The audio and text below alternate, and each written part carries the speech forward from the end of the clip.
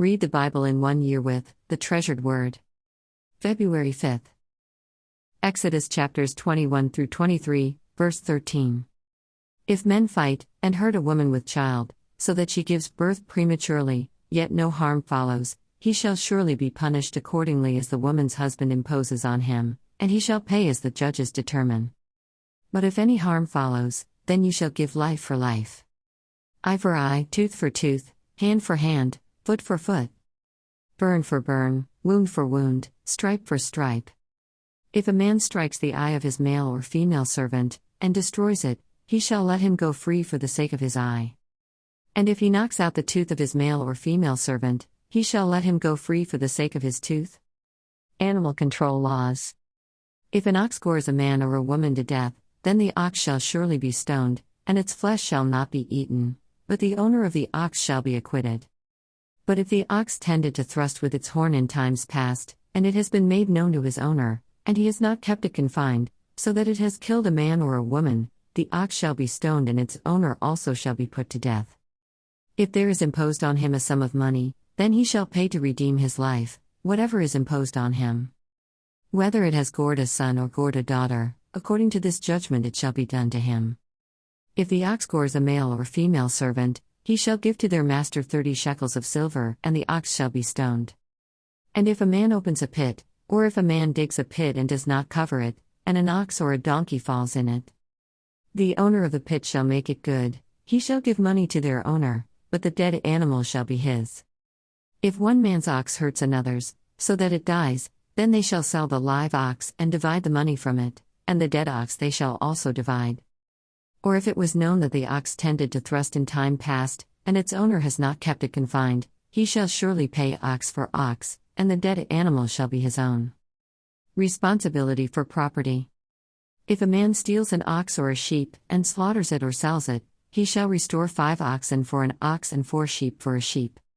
If the thief is found breaking in, and he is struck so that he dies, there shall be no guilt for his bloodshed. If the sun has risen on him, there shall be guilt for his bloodshed. He should make full restitution. If he has nothing, then he shall be sold for his theft. If the theft is certainly found alive in his hand, whether it is an ox or donkey or sheep, he shall restore double.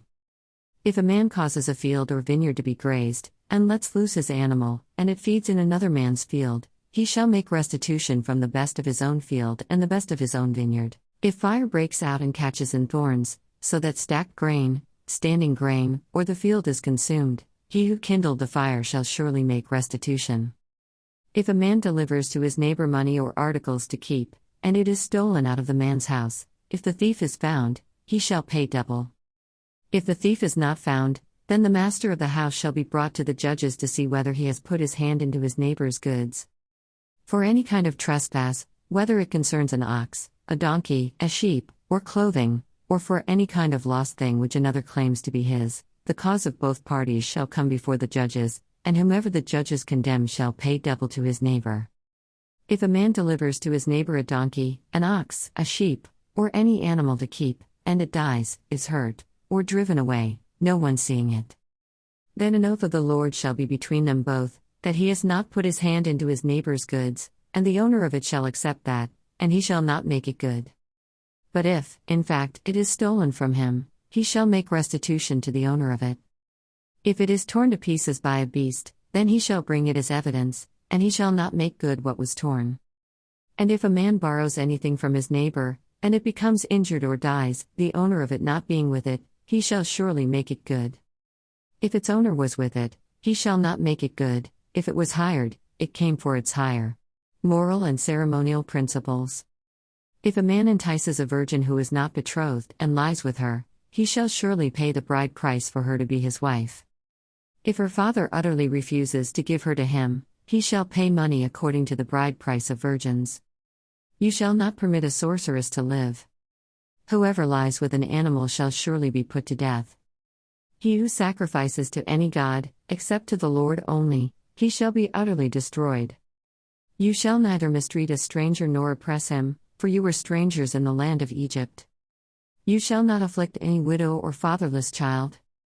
If you afflict them in any way, and they cry at all to me, I will surely hear their cry. And my wrath will become hot, and I will kill you with the sword, your wives shall be widows, and your children fatherless. If you lend money to any of my people who are poor among you, you shall not be like a moneylender to him, you shall not charge him interest. If you ever take your neighbor's garment as a pledge, you shall return it to him before the sun goes down. For that is his only covering, it is his garment for his skin. What will he sleep in? And it will be that when he cries to me, I will hear, for I am gracious.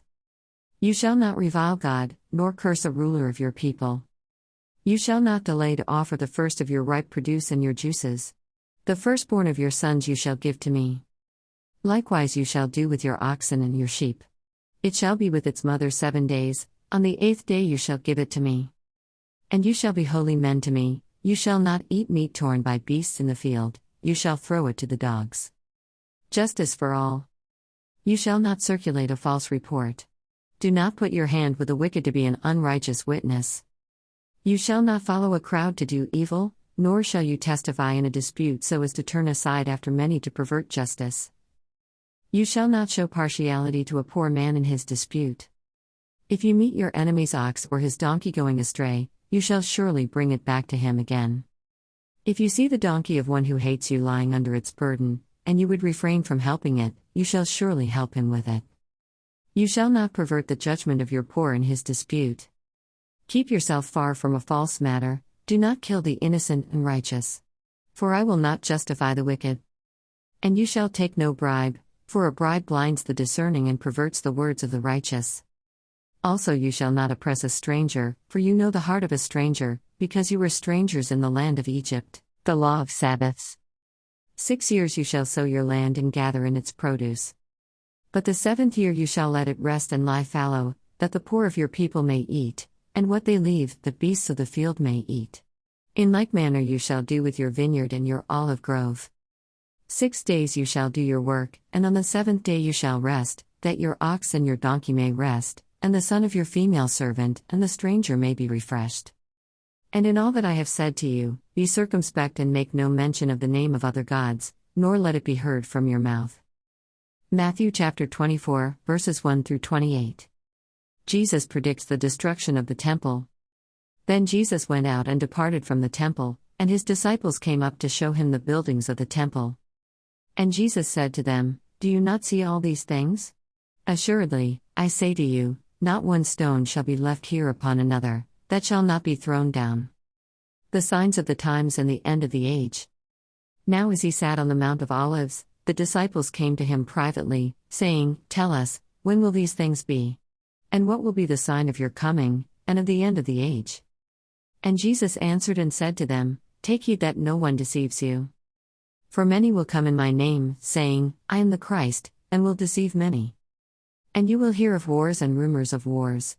See that you are not troubled, for all these things must come to pass, but the end is not yet. For nation will rise against nation, and kingdom against kingdom. And there will be famines, pestilences, and earthquakes in various places. All these are the beginning of sorrows. Then they will deliver you up to tribulation and kill you, and you will be hated by all nations for my name's sake. And then many will be offended, will betray one another, and will hate one another. Then many false prophets will rise up and deceive many. And because lawlessness will abound, the love of many will grow cold. But he who endures to the end shall be saved. And this gospel of the kingdom will be preached in all the world as a witness to all the nations, and then the end will come. The Great Tribulation. Therefore when you see the abomination of desolation, spoken of by Daniel the prophet, standing in the holy place, whoever reads, let him understand. Then let those who are in Judea flee to the mountains. Let him who is on the housetop not go down to take anything out of his house. And let him who is in the field not go back to get his clothes. But woe to those who are pregnant and to those who are nursing babies in those days. And pray that your flight may not be in winter or on the Sabbath. For then there will be great tribulation, such as has not been since the beginning of the world until this time, no, nor ever shall be.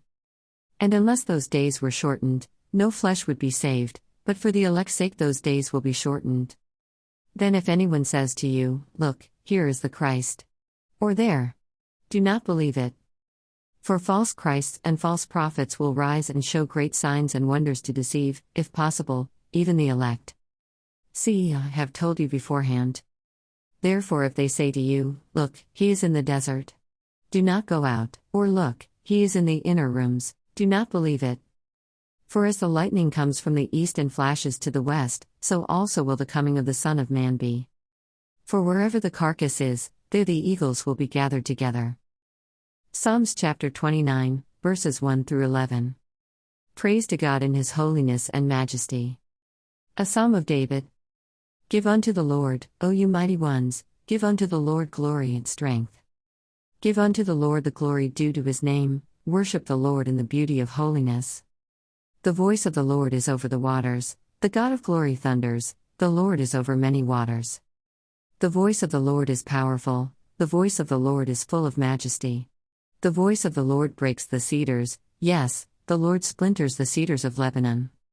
He makes them also skip like a calf, Lebanon and Sirion like a young wild ox. The voice of the Lord divides the flames of fire. The voice of the Lord shakes the wilderness, the Lord shakes the wilderness of Kadesh. The voice of the Lord makes the deer give birth, and strips the forests bare, and in his temple everyone says, Glory. The Lord sat enthroned at the flood, and the Lord sits as king forever. The Lord will give strength to his people, the Lord will bless his people with peace. Proverbs chapter 7, verses 6 through 23. The crafty harlot.